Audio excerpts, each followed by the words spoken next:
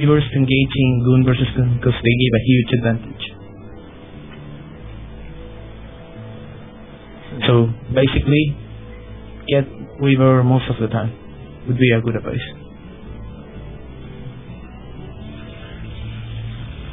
Okay. Well,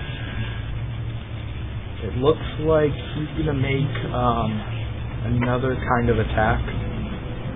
You set up the nice arc that you talked about earlier. He's probably not going to be able to do too much, but he does have a shuttle with 2 Reavers in it, which you appear just to pilot with your observer. Very nice. Now, when these battles happen, in the next stage of battles, where you start to add on Reavers, what's the best way for a Protoss player to micro against a goon army with 1 Reaver, with 1 shuttle and 2 Reavers?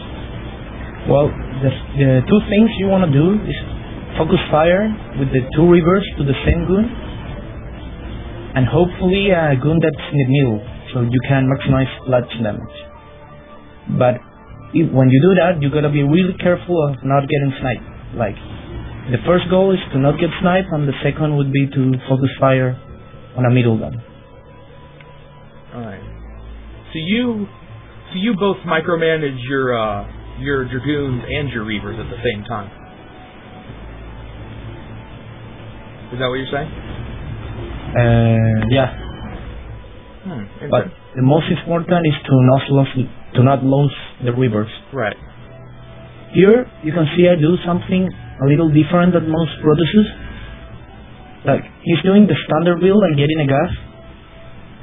But I usually like to skip the gas and just get 6 gates, so I can get a really nice timing attack and expand at the same time. I do not remember where I saw that, but I think it's a really good option sometimes. Because Edge is really expensive and you can get ahead, especially on a map like Fighting Spirit, where you can defend the third easily from the cliff.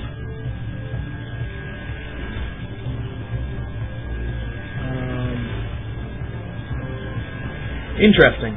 I'm looking around. You got your Citadel, and I was thinking originally that you were going to go for more of a Templar-based army, but not getting that gas to your natural, the Citadel is just for Zealot speed, which you already have done.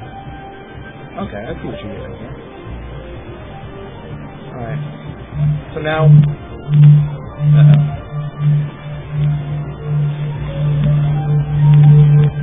I'm going to wait for that to go away. There we go. Alpha. Yeah. Okay. We're back. When I sent a probe, I don't know if you noticed.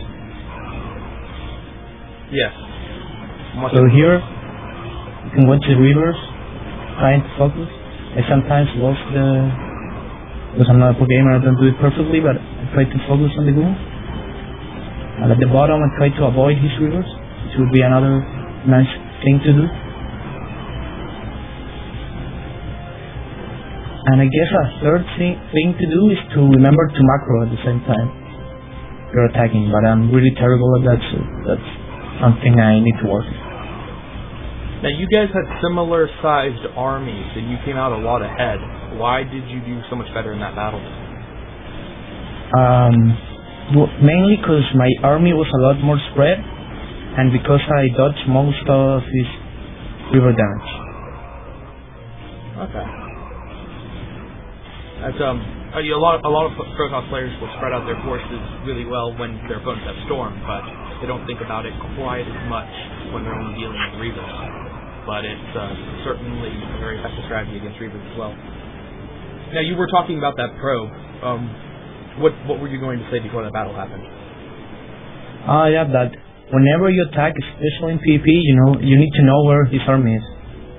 And like at the beginning, because you got the Reavers, you don't have that many offs, so it's perfectly fine to send a probe to check that.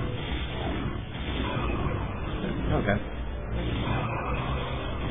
So during that battle, you did exactly what you said you were going to do. The timing attack happened, and you were able to really safely set up a third. Now, are you looking to end the game at this point with having destroyed his army and pushing him all the way back to the natural, or would you rather just kind of sit on 3 bases to 2 and beat him out in the long game? Well, I really like to expand while I attack. I think that's a really important thing to do. Right. Because it's like you can get away with it. They won't punish you for it. But at the same time, I try to keep the pressure and see if I can kill him.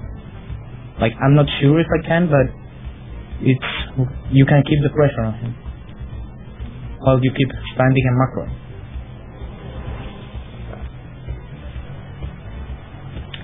But as a general thing, I'd say it's better to expand and not risk yourself from blowing up the game. Like, you suicide your army into his net and he counters you and you end up losing a game you are really ahead. It's a really bad idea. Now, a question from my PvP. I'm really unsure on how Archons work in PvP. When is it a good idea to add a couple Archons into your army, and when do you want to use more of the gas brigades instead? It depends a lot on your opponent's army. Like, if he got more Zealot, it's obviously better to have Archons, and if he's got more Goons, you need Templars. And it also comes down a lot to the amount of money you have and like the time it takes to produce an army. Like, if you're spawning a bunch of Zealots or trying not to die or to kill an expo, it's different as if you're just going in a normal stage on the game and making an army. So it looked like in that game you had things pretty well under control. You